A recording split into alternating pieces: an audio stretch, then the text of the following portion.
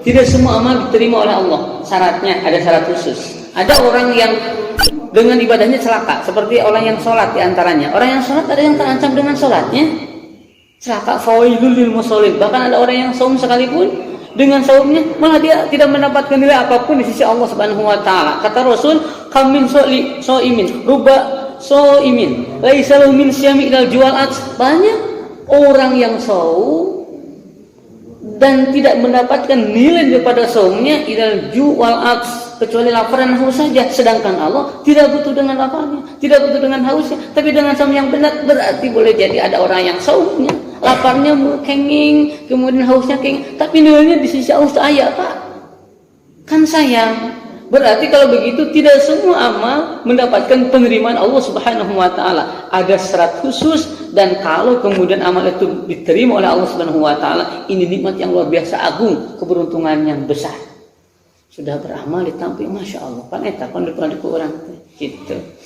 Sisi hidup orang beriman itu, sisi hidup manusia sesungguhnya untuk ibadah, Pak. Setiap kesempatan untuk ibadah, tidak hanya sholat, tidak ngaji, setiap kesempatan bukan untuk ibadah. Dan ternyata Allah Subhanahu wa taala dalam Al-Qur'an ditegaskan begini, fa yauma idzil la yus'alu 'an dzambihi insun wala jan.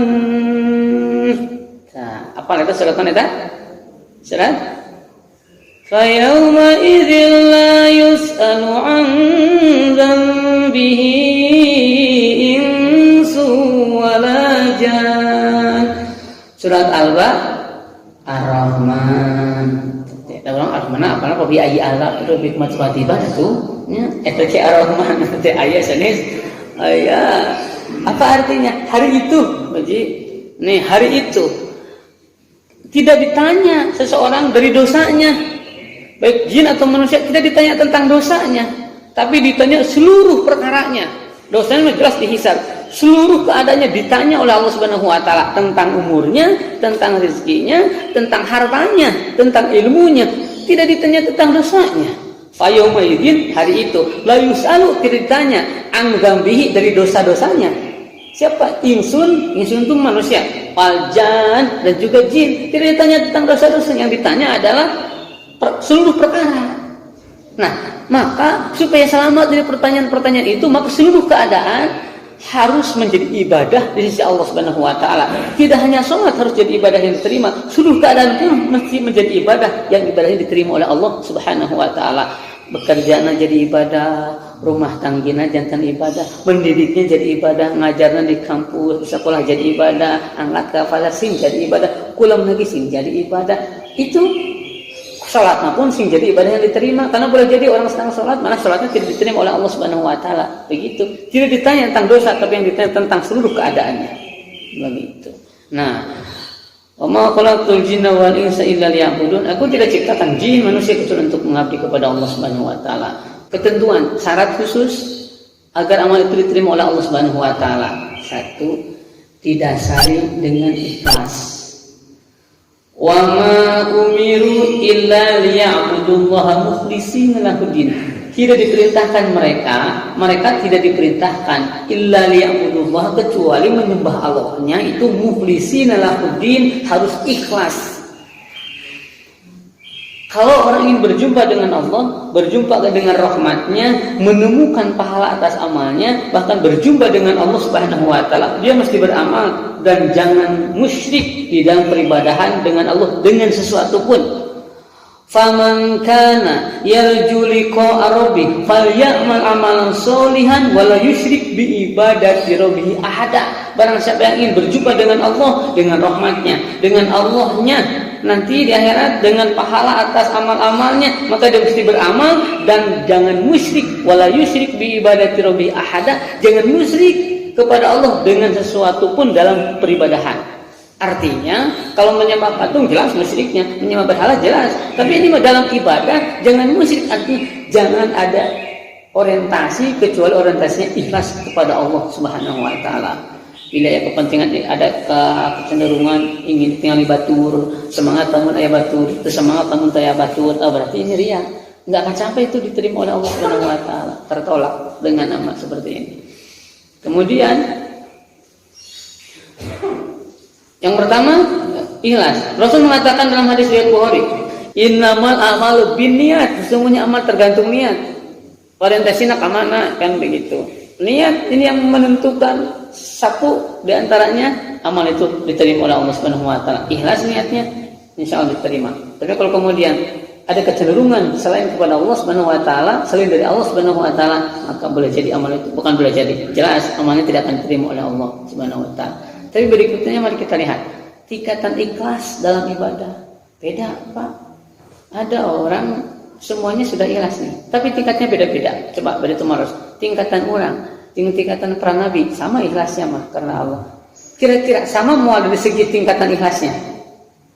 Bakal beda. Nah, mari kita sabab bali nabi sareng rasul mah sadayana dijamin sana surga oge. Dijamin selamat tina neraka. Dijamin dosa diampuni. Sedangkan orang surga can puguh dijamin ke orang. Neraka can puguh diselamatkeun ke orang. Dosa can puguh diampura ku Allah Subhanahu wa taala. Amal can puguh diterima ku Allah Subhanahu wa taala, kan begitu.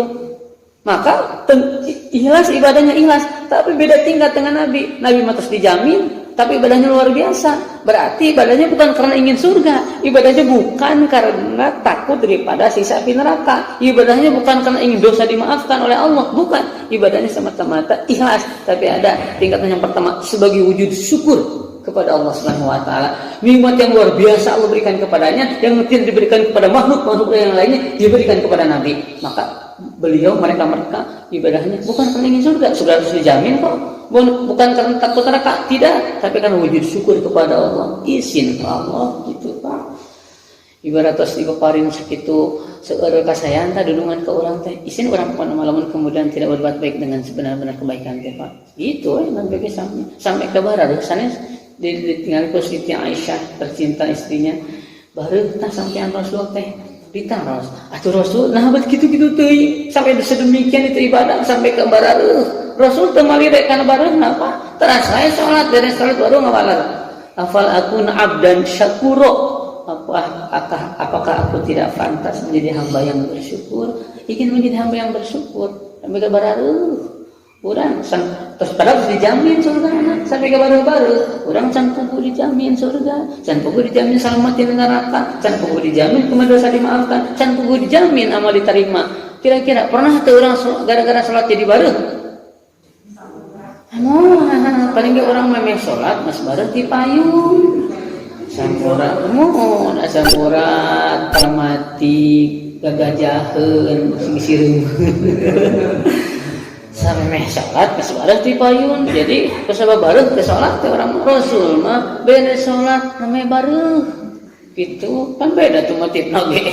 Padahal surga harus dijaminnya ibadahnya begitu luar biasa. Tah eta Nabi ikhlasnya kan beda tingkat. Yang kedua ada ikhlasnya mengharap reward dari Allah, mengharap keutamaan pahala dari Allah. Biasa lamun ibadah yang lebih surga. Atunya wiyo sudah orang tadi jamin surga nabi wiyo sudah surga sanu gadu Allah Subhanahu wa taala Pak. Allah Subhanahu wa taala sampai tingkat apa juga paksa tuh kan dah hese jika nabi mah ada, tapi hamba-hamba Allah yang diberikan keutamaan itu. Wa may yuti'illah war rasul fa ulaika ma'al ladzina an'ama alaihim minan nabiyyin was-siddiqin was-syuhada'i was-sholihin. Begitu. Barang siapa yang taat kepada Allah dan Rasul, kami akan berikan nikmat yang luar biasa kepada seperti nikmat yang Allah berikan kepada para nabi, para siddiqin, para syuhada, para sholihin. Begitu. Jadi hamba-hamba Allah tingkatan ini satu tingkatan nabi, tingkatan siddiqin, tingkatan syuhada, tingkatan sholihin. Orang mudah-mudahan masuk kepada minimal tingkatan sholihin. Ada yang ibadah mengharapkan pahala Allah, yang melebetkan surga, Pak. Ingin keutamaan boleh. Ada yang ketiga. Lebih turun dari itu, orang ibadah semata-mata menghindari sanksi Allah, sirku neraka. Boleh tidak orang ibadah sirku neraka? Nyata boleh, dah neraka urusan baru Allah Subhanahu wa taala. Dalam Al-Qur'an surat As-Saff ayat 10, 11, 12 Allah tegaskan begini. Ya ayyuhalladzina amanu hal adullukum ala tijaratin tunjikum min azabin alim. Wahai orang beriman, oh tidak, aku tunjukkan kepada engkau satu hubungan dengan Allah, satu transaksi yang akan menguntungkanmu. Apa itu? Tungjikum min azabin alim, akan menyelamatkanmu daripada api neraka. Allah tunjukkan tuh suatu ibadah, suatu hubungan dengan Allah yang dengan itu engkau pasti selamat. Berarti sudah Allah tunjukkan, berarti boleh jadi ada orang yang motifnya ke sana kan? Allah tunjukkan ayatnya kok. Berarti boleh jadi kalau Allah tunjukkan ada orang, ada hamba-hamba Allah yang ibadah motifnya ingin selamat min azabin alim, tungjikum min azabin alim, ingin diselamatkan daripada siksa api neraka. Boleh, boleh. Maka kalau ditunjukkan begitu. Nah, orang yang seperti ini indikasinya biasanya apa? Wajib itu seseorang teh diutamakan, dimaksimalkan teh. Pan wajib malah dikantonkan jadi dosa tuh. Orang kena sanksi. Salat dikantonkan dosa, saum dikantonkan sama wajibnya dosa. Dan ada orang yang zaman kabur pada zaman Nabi, ada seseorang ibadah teh Pak biasa saja, tidak ada yang istimewa. Salat biasa dimaksimalkan, tapi yang kewajiban ini saum biasa, jarang sunat-sunat dilaksanakan. Tapi dengan ini akhlaknya terjaga, lisannya terpelihara, perilakunya baik. Tidak ada orang yang terzolimi dengan sikapnya. Kata Rasul kepada orang seperti ini, fal jannatu aula biha, surga lebih utama baginya.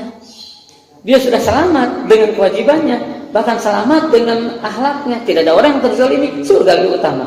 Kan begitu. Tapi ada orang yang ibadahnya luar biasa, sunatnya dilaksanakan, qiyamul lail Pak. Wah, qiyamnya berdirinya lama. Saumnya tidak hanya yang wajib, yang sunat pun dilaksanakan. Tapi lisannya tidak terjaga. Lisannya ngareutan batur, perilakunya kadang zalim ka batur. Bahkan ada hadis, orang yang buruk pada hari kiamat adalah orang-orang yang dihindari karena perilakunya. Jahat Pak, malah paling jago begitu, paling jaga siun untuk jelema eta teh. Nanti di akhirat orang yang paling buruk adalah orang yang dihindari oleh sekeliling manusia yang lainnya. Begitu. Maka kenapa perilakunya buruk, kemudian akhlaknya buruk, kemudian menjadi zalim bagi masyarakat sekitarnya? Maka orang seperti ini fannaru aula biha, surga neraka lebih utama baginya. Begitu. Nah, orang yang tiga ini dia berusaha memaksimalkan yang wajib dengan melaksanakan kewajiban sholat, kemudian dia terjaga akhlaknya. Tapi tidak hanya itu, tingkat berikutnya wajib dijaga, yang sunat pun dilaksanakan. Mantap, lebih mantap etama begitu. Coba qiyamul lail, orang tengah laksanakan qiyamul lail, kira-kira dosa semua, terancam tidak dengan sanksi Allah? Tidak qiyamul lail. Orang tidak melaksanakan sholat malam, terancam tidak dengan neraka Allah Subhanahu wa taala. Tidak ada sunnah. Tapi kalau dilaksanakan, rewardnya Allah berikan. Man qoma ramadhana imanan wa ihtisaban ghufira lahu ma taqaddama min dzambi. Barang siapa yang mendirikan qiyam Ramadan dengan iman, dengan ihtisab mengharapkan pahala Allah Subhanahu wa taala, Allah ampuni dosa-dosa yang terlalu itu. Ini kan reward dari Allah Subhanahu wa taala. Begitu. Nah, baik. Jadi ini tingkatan ikhlasnya hamba-hamba Allah. Ada yang syukur, ada yang mengharapkan pahala Allah, dan yang paling bawah ada menghindari sanksi. Maka tidak dipandang ikhlas dalam ibadah segala kebaikan apapun di luar ketiga orientasi di atas. Di luar itu tidak dipandang ikhlas.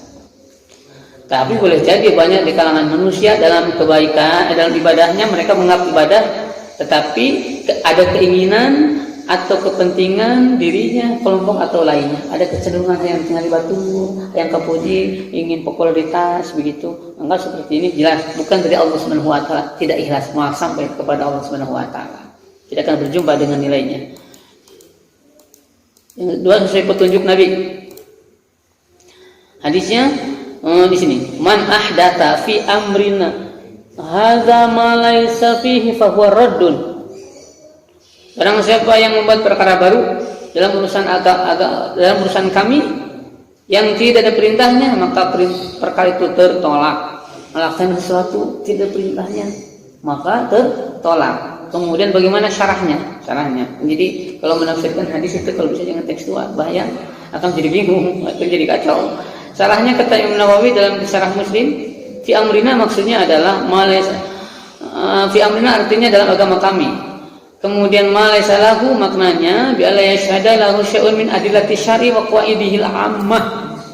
Tidak ditemukannya sesuatu pun dalil syara', dalil syara' itu baik Quran, hadis atau kaidah umumnya.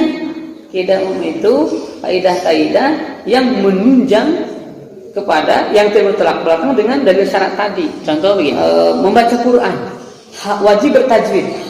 Apa dalilnya? Warattilil Qur'ana tartila, dalil syaratnya. Kemudian mengiramakan Quran, kan begitu. Apa dalilnya?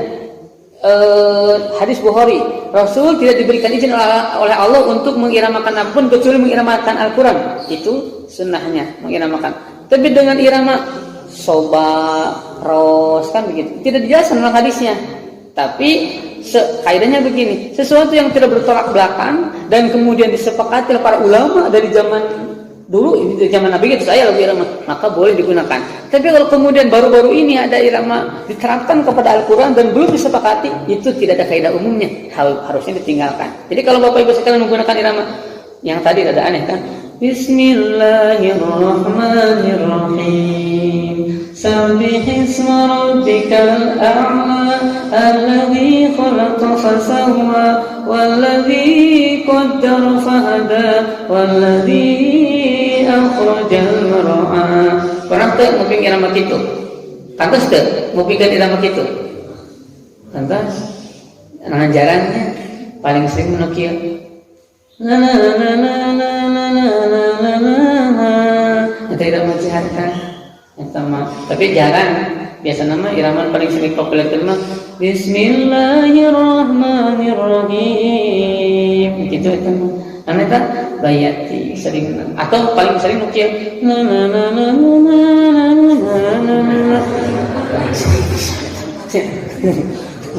Gitu. Nah, teman-teman gitu mah. Apa tidak ada kaidah umumnya. Lah, yang sudah disepakati oleh ulama tuh lagu-lagu irama-irama Quran itu ada 7 atau ada 7 yang populer itu. Satu bayati, kemudian nihawan, soba, hijaz, rosikah, jiharkah. Begitu. Sok upami orang terang irama maka praktekkan irama sesuaikan dengan ayat yang dimaksud itu. Begitu.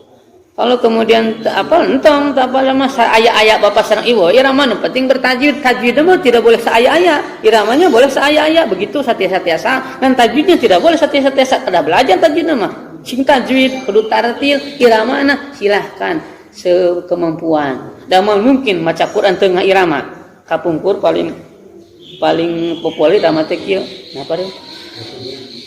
A'udzu billahi minasy syaithanir rajim. Kitu sanes? Eta biasa nama eta teh. Irama lagu-lagu urang kalih kapungkur kolot ayeuna eta teh. Nya. Nya kolot ayeuna ibu sareng bapak gitu urang kalih kapungkur kitu eta teh jeung kuring gajah ku sepuh gitu. Tah, urang kalih ayeuna mah laguna teh Pak sanes kitu. A'udzu billahi minasy syaithanir rajim. Lamun keur tahsinkeun. Tapi lamun geus diramakeun urang kalih ayeuna a'udzu billahi minasy syaithanir rajim. Urang kalih ayeuna kolot baheula ge nu ulah mah eta ulah eta mah itunya harusnya. Nah silakan yang kalau hafal mangga, tapi kalau tidak mah yang penting tajwidnya dijaga. Demikian bilih lami teuing sakitu nu kabeh hatur bilih tuh secara rapi bilih hausnya gitu. Mudah-mudahan sing manfaat, mudah-mudahan sing barokah apun tenu kasuhun tina saged kakiranganana. Yang paling penting moga-moga kebersamaan ini tidak hanya kebersamaan sementara dunia, tapi mudah-mudahan kembali Allah bersamakan kita semuanya dalam rahmat dan surganya Allah Subhanahu wa taala. Subhanakallahumma rabbana wa bihamdika asyhadu an la ilaha illa anta astaghfiruka wa atubu ilaik. Billahi taufiq wal hidayah. Assalamualaikum warahmatullahi wabarakatuh.